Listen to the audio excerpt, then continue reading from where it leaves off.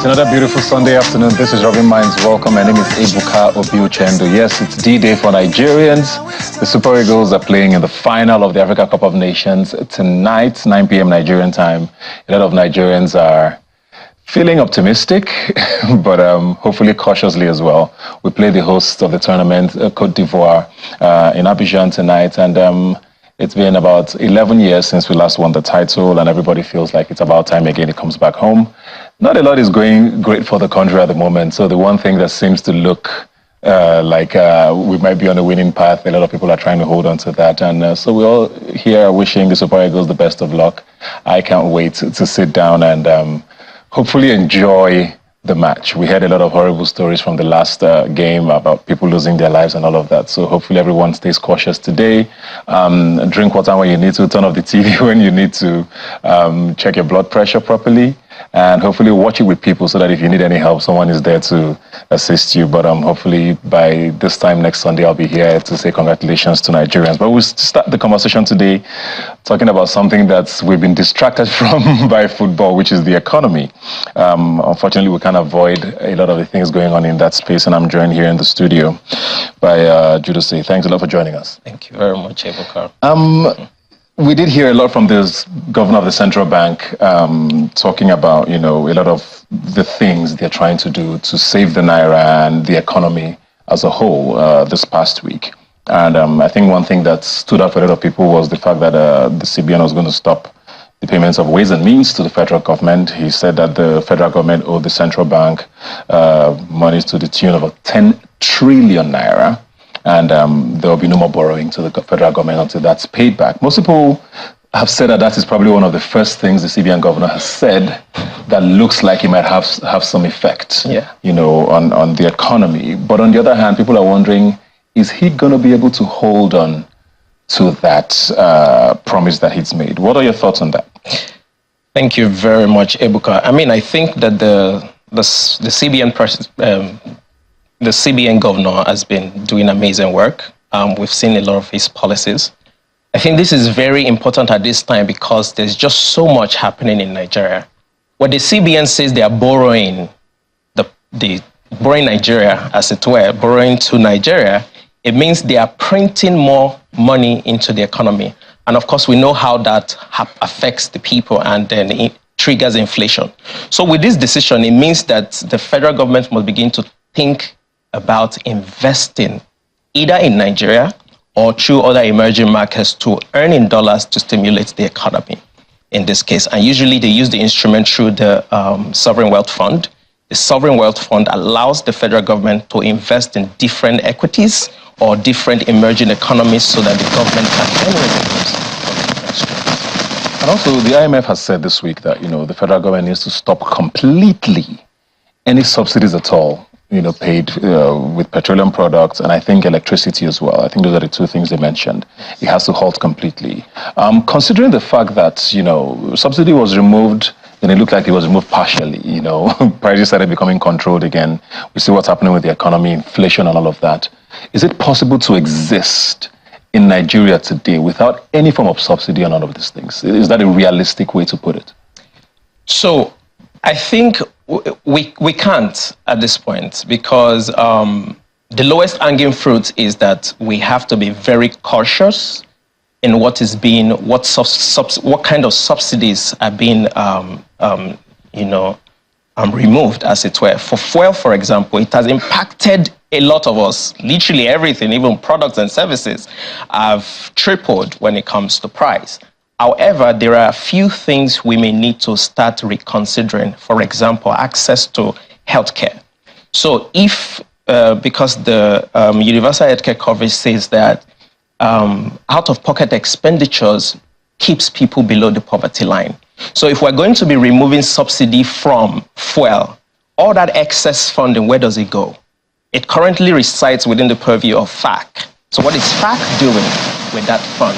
Are we reinvesting it into healthcare, for example?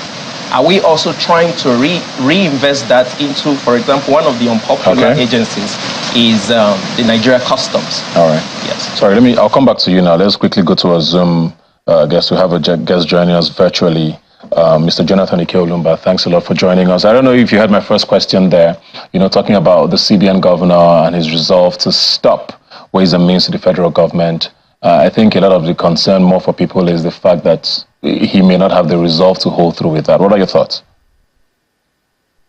So I think in itself, the idea around the ways and means in itself was really supposed to be temporary, if you ask me. So what I think is until we really look at the sustainability around it, and I think that it was supposed to be complementary to the government's ability to raise funding to also finance the budget and also finance some of their own commitments as a country. So what I think is, given where we are, there's also a linkage to that and inflation. So I think that given where we are, especially as one of the key drivers really affecting the economy right now is the inflationary pressure, I think it makes sense that there's really some sort of halt. I think let's just work on inflation. If we look around inflation, interest rates, exchange rate, I think those three rates really are defining a lot of the pressures we are seeing in the overall economy. So, I mean, what I understood from that move was really as a result to checkmate inflation. So I think I'm fine. And I think let's just see whether we can see short-term gains, around that. Yeah, short-term gains are great, and but everybody knows that this is a very, very long fight, and whether we like it or not, we've heard so many projections about the fact that the naira is still not where it's supposed to be. The CBN governor believes otherwise. He says he believes the naira is undervalued. Most other organizations say it's still not where it's supposed to be. There's a lot of talk about 2,000 naira or even more. Where do you see this going? It's still February. It's still hovering at around 1,004, 1,005. Policies are being thrown around here and there to see what can hold. Do you think the naira is still going to hold steady? Do you think it's going to drop? Do you think things are going to get even crazier? So that argument is very interesting. I think for me, the way I sort of look at this is, let's have a situation where we can even tell what sort of regime, what our views around even the exchange rate in terms of what sort of policy. So it has seemed, instantly, sometimes we say it's like a floating rate regime we are running. Sometimes it looks like there's some intervention as well too coming from CBN, where it's like a managed float sort of structure. I think we can only tell what the true value would be if we really let the government hands off completely, from it. I think there's an attempt to wanting to do that. A couple of circulars were issued last week, and there are restrictions around even the activities of the IMTOs. I think if we allow market forces, so my direct response to you will be, let's see market forces play out, and then that will give us a sense of what might be the true value of the currency. But I think we've seen in the past that there's been quite some interventions or some sort of interventions coming from the CBN around that. So if we sort of see what market forces might look like, which is what I think we are getting into right now with some of the policies we've seen. They've said, that for interbank transfers, that there will be no more cap on those sort of FX rates that used to happen around there, even in the spreads that used to happen. So I think until we truly see, and the policy really is to see a situation where we're going to have a market-driven mechanism. So until we really see the impact, right, of a exchange rate policy where the CBN has no hand in, then one can really tell or give a sense of where the value of the currency might be. There's also my view that in the interim, let's not sort of react to what we see in the interim. We need to give this thing a couple of time. I know you alluded not too long ago that we don't have a lot of this time, but until we give it some useful time where there's really no intervention coming in, then we might begin to see what it really looks like. So I think it could be neither here nor there. I really just want to see what will be the impact of some of these bold policies I'm seeing, and what it will mean for the market. Then we can then say, what that could look like in terms of what the true value of the currency, our currency could be. All right, I'll come back to you. Let me come back now to Jude here in the studio, because a lot of these policies do not necessarily make sense to the average Nigerian, right? They just want to be able to get by. And, we hear all of these figures, the GDP grew in the last quarter by 2 point whatever. People don't care about these figures, right? When they don't see their lives improving and things are actually getting worse. The figures for food inflation are through the roof, besides even for the core inflation on its own.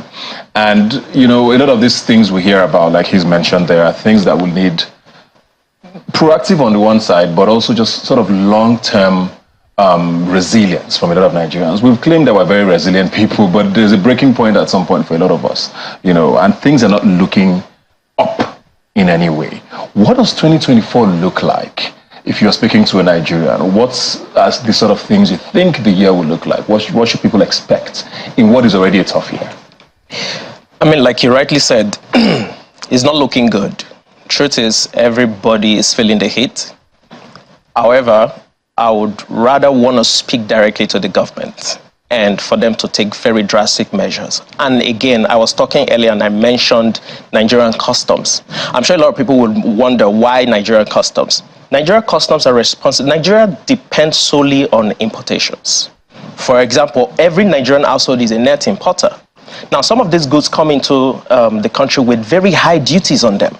So Nigeria customs can regulate the kind of inflation that is happening in Nigeria so that you and I can have access to what we use and consume at a very reduced rate. Like I was saying about the subsidy, so the excess funds that has been either diverted from subsidy can now start funding whether the operations of the Nigerian, I mean, not all of them, maybe a fraction of it, funding the Nigerian customs operations so that they in turn can either eradicate, for example, duties on raw materials. This will boost production for manufacturers who are currently sourcing for dollars since it has been floated, so that they don't have to pay some of these duty fees. Then as well, again, when it comes to drug, a lot of them are being imported. We must eradicate custom duties on all of this. We have machineries. Once we eradicate some of these custom duties from products like this, we will boost internal production, we will have more industries in Nigeria, we will boost our production and contribute to our GDP. I hear this production a lot, you know, the fact that we need to boost production. Yes, all we export is oil, we don't have industries anymore.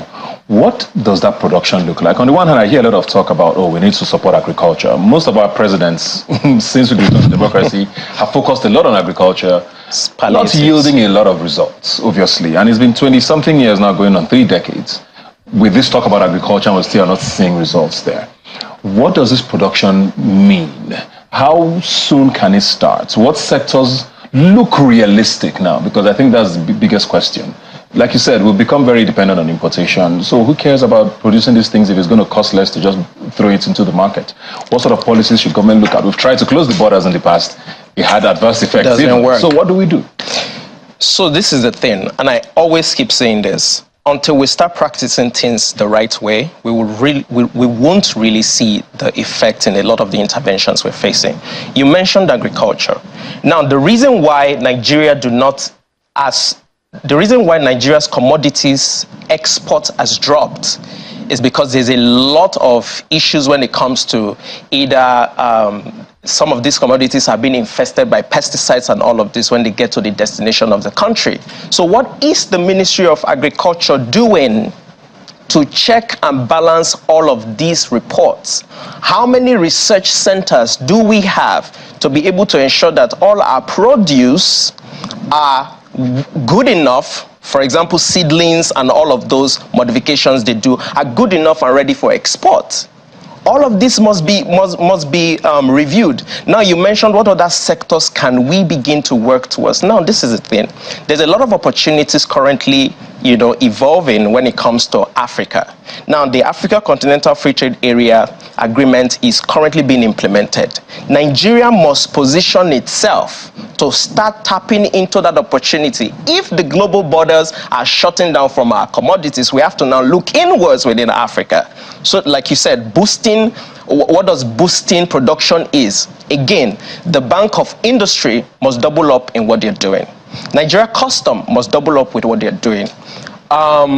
Entrepreneurs, for example, they are considered as high-risk lenders. The financial institutions must now begin to double up on what they are doing and start contributing to the growth of the economy of Nigeria.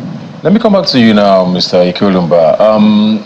We've heard a lot of people talk about the fact that, Nigerians might be to blame for all of this. I heard conversations about women buying wigs and all of that and spending dollars on that. The CBN governor himself even talked about the fact that, a lot of way too many Nigerians have sent their kids abroad for school, and it also has affected, this rush for the dollar.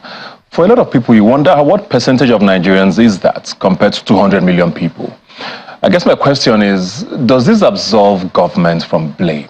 Because ultimately, the economy is in their hands. How did it become all of a sudden, how did Nigerians or Nigerian citizens become the problem, with this Naira and dollar issue?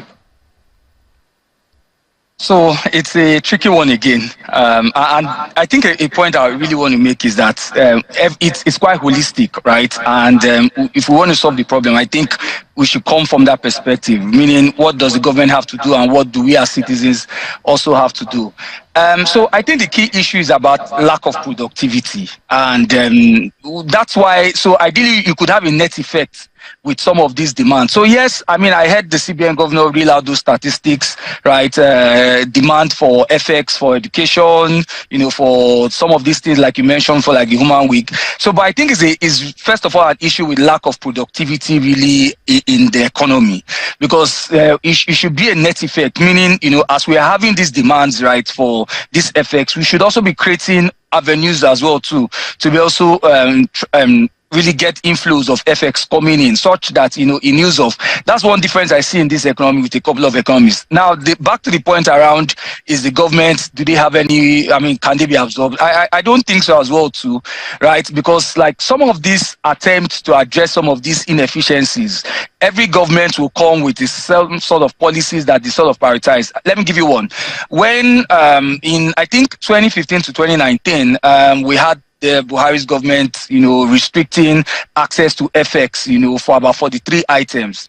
Just recently, as recent as the week that just ended, the current CBN team was also speaking about how that policy in itself was an error fundamentally, because it also added to the pressure, on the liquidity and also the prices of things within the country. So I think that if you ask me, government has a strong role to play around understanding the longer term implications for the policies and wider consultation, such that, before they carry out some of these policies, they've really looked at, the trickle-down effect that this will have for the everyday Nigerian. But my point still remains that if the economy was very productive, if we had industries, if we had sectors that were earning FX in the first place, all these demands for FX, which we've also powered, right, would be netting off vis-a-vis, this increase, or this penchant to wanting to also ask for FX as well. I think that's really the conversation at the end of the day. Can we stimulate a lot of sectors to truly live up to their potentials to be FX earners? And I think there are a couple of them.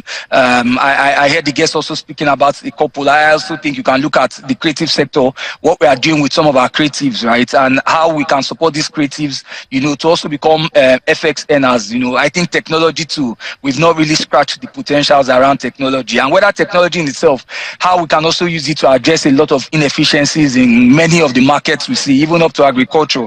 There's a whole issue around value chain for many sectors that technology can also help us address. So I think that that's really how I'll put it, that if we can make the economy quite very productive, such that there will be a net effect when this demand for FX is happening, we're also generating FX in our own right.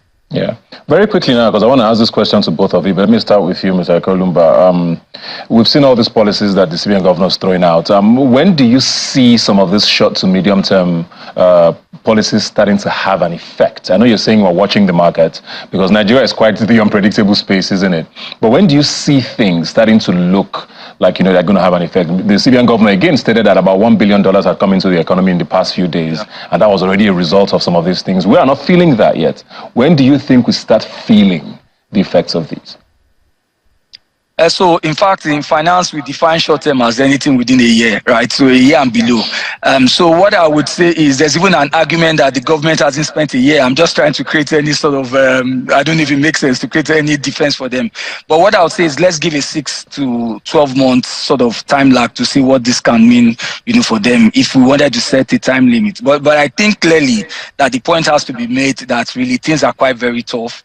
And I don't even think they have the luxury for people to be that patient, if you even ask me, right? So, but I think that, even with this kind of conversations we are having, right, we should continue to put pressure on the government to live up to their duties. I certainly have seen a lot of what I would call, wanting to really live up to responsibilities over the last couple of weeks. We need to sustain this tempo. So let's see what it looks like within the next 3 to 6 months. But do they have that luxury, or would Nigerians give them that luxury? I don't know. We saw a lot of strikes happening in some parts of the North Central, right? People coming out to the streets, right? I know you spoke about how much this football is about the only positive positive thing we have right in this time right now. But I think that let's see what it looks like in the next 3 months. But do they have the luxury? I can't tell. If things continue to go the way it is, I mean, just 2 days ago on Friday, right, both in the parallel market and even in the official market, you know, the dollar was closing at anything around 1,460 to 1,480. Do they have that luxury? Would Nigerians be able to hold on for even the 3 months to 6 months I'm advocating for? I don't think so. So, same question to you then. What gives? Because economics are one thing. You guys understand the metrics. Nigerians, they might understand it, but their feelings are different, isn't it? Yes. So in policy formulation and implementation, for example, the shortest term we consider is 18 months. So usually when there is a policy implementation that is being carried out, for example, before Nigerians can begin to feel it is in 18 months, right? And so therefore, I would like to also comment on what our guest was saying. Now, I believe that there is no sane developed nations that you have dual market rates. For example, you don't, when it comes to FX transactions. In Nigeria, it's a mess here. So I believe that the CBN's efforts trying to implement some of these policies is to either clamp down or eradicate completely this other black market that is affecting the way Nigerians exchange FX and all of that. So yeah, I think in 18 months we should begin to, you know, see some changes, as it were. You're positive. Positive. Nigeria is a very dynamic state, so yeah. Well, hoping for Nigerians' sake and for all of us, because I think there's nobody who's going to say they're not feeling the brunt of everything that's going on. Thank you very much, Judo. Thank you very much, Mr. Jonathan Ike Lumba. And of course, speaking of the economy, I think it's only fair at this point that we acknowledge the fact that we lost a titan in the banking industry. Yesterday, I believe, the CEO of Access Holdings, Herbert Wigwe, who died in a helicopter crash. And we here are sending our condolences to the Wigwe family, the Access Bank family, and everybody who's associated with him. We hope God gives them the fortitude to bear the loss, and we hope that, you know, this does not leave too much of a mark on what his legacy has been. And we here at Rubbin Minds hope his soul rest in peace. We'll be right back.